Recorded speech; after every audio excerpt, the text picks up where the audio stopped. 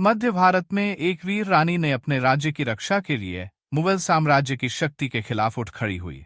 गोंडवाना की साहसी रानी दुर्गावती ने अपने राज्य की सुरक्षा के लिए अकबर, उस समय के सबसे शक्तिशाली सम्राट, का सामना किया। 1524 में चंदेला वंश में जन्मी रानी दुर्गावती अपनी वीरता और बुद्धिमत्ता के लिए जानी जाती थीं। युवावस्था में उनकी शादी गोंडवाना के शासक दलपत शाह से हुई। उनके असामयिक निधन के बाद रानी ने अपने छोटे बेटे के लिए राज्य का कार्यभार संभाला।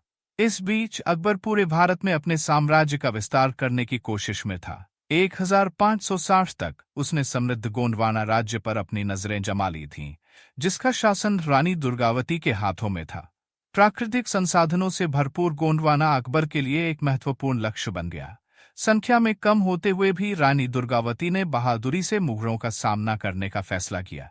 1564 में अकबर के सेनापति आसफ खान ने अपनी विशाल सेना के साथ गोंडवाना पर आक्रमण किया।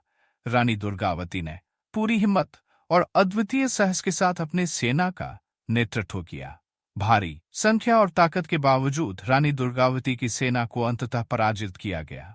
आत्मसमर्पण करने के बजाय रानी ने शौर्य का मार्ग चुना और युद्धभूमि में बलिदान हो गई और इतिहास में एक साहसी नायिका के रूप में अमर हो गई।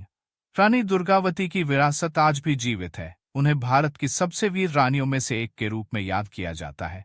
मुगल साम्राज्य के विस्तार के खिलाफ उनकी बहादुरी भारत के इतिहास में प्रेरणादायक अध्याय के रूप में अंकित है।